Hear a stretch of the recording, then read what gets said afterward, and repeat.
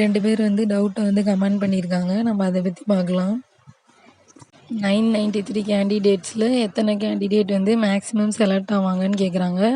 அப்படிலாம் இல்லை. ஒரு காலேஜ்லேயும் கவுன்சிலிங்க்குன்னு வந்து சீட்ஸ் வந்து இருக்கும். ஒரு டிபார்ட்மெண்ட்லேயும் ஒரு 10 சீட்ஸ் அந்த மாதிரி வந்து இருக்கும். இப்போ வந்து ஃபஸ்ட்டு ஒரு 50 மார்க் எடுத்தவங்களுக்கு வந்து அவங்க எந்த காலேஜ் கிடைக்கிறாங்களோ அது மேக்ஸிமம் கிடைச்சிரும். எல்லோரும் வந்து என்ன பண்ணுறீங்கன்னா, ஒரு 20 to 30 காலேஜ் வந்து லிஸ்ட் ரெடி பண்ணி வச்சுக்கோங்க. இந்த காலேஜ் தான் எனக்கு வேணும் அப்படின்னு சொல்லிட்டு, இந்த டிபார்ட்மெண்ட் தான் வேணும்னு சொல்லிட்டு ஒரு ஆர்டர் வைஸாக லிஸ்ட் வந்து ரெடி பண்ணிக்கோங்க. அதுலேருந்து மேக்ஸிமம் ஏதாவது ஒரு காலேஜ் வந்து செலக்ட் ஆகிடும். எக்ஸாம் எழுதின அப்புறம் ரேங்க் லிஸ்ட் வந்து விடுவாங்க. அதை பொறுத்து தான் வந்துட்டு க கவுன்சிலிங்கில் வந்து உங்களுக்கு சீட்ஸ் வந்து கிடைக்கும். இது வந்து அவங்களா வந்து உங்களை செலக்ட் பண்ணுவாங்க அப்படிலாம் இல்லை.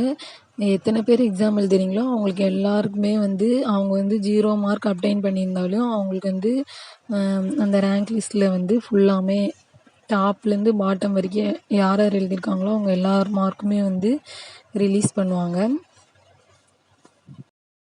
இன்னொருத்தர் வந்து என்ன கேட்டிருக்காங்கன்னா, 228 கேண்டிடேட்ஸ்க்கு ப்ரொவிஷ்னல் ரேங்க் லிஸ்ட் வந்து அனௌன்ஸ் பண்ணியிருக்காங்க அப்படின்னு கேட்டிருக்காங்க.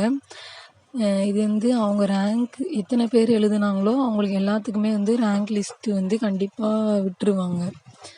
நீங்கள் இப்போ இன்றைக்கி எக்ஸாம் எழுதுனீங்க அப்படின்னா வந்து உங்கள் பேர், நீங்கள் எவ்வளோ மார்க் அப்டைன் பண்ணியிருக்கீங்க அப்படிங்கிறத ஆர்டர் வைஸாக வந்து அவங்க ரிலீஸ் பண்ணிடுவாங்க. அதில் எவ்வளோ பேர் செலக்ட் ஆனாங்க அப்படின்லாம் வந்து இல்லை.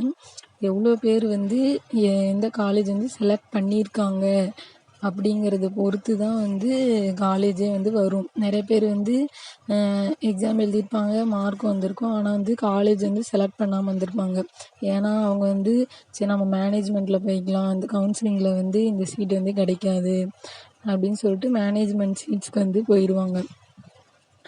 அதனால வந்து காலேஜ் வந்து நீங்கள் செலக்ட் பண்ணுறது தான். அவங்களாம் வந்து செலக்ட் பண்ண மாட்டாங்க.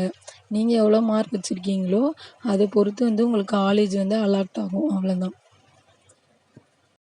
ஒரு 50 காலேஜ் வந்து நீங்கள் வந்து லிஸ்ட்டு வந்து ரெடி பண்ணி வச்சுக்கோங்க.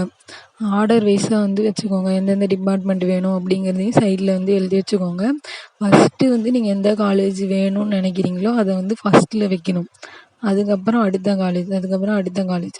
ஃபஸ்ட்டு நீங்கள் வைக்கிற காலேஜ் வந்து நீங்கள் இந்த காலேஜ் தான் போகணுன்னு நினைக்கிறீங்கன்னா அந்த காலேஜ் தான் வந்து ஃபஸ்ட்டில் வந்து நீங்கள் ப்ரிஃபரன்ஸாக வந்து வைக்கணும். வேறு ஏதாச்சும் டவுட் இருந்தால் வந்து கமெண்ட் பண்ணுங்கள். தேங்க்யூ ஃபார் வாட்சிங்.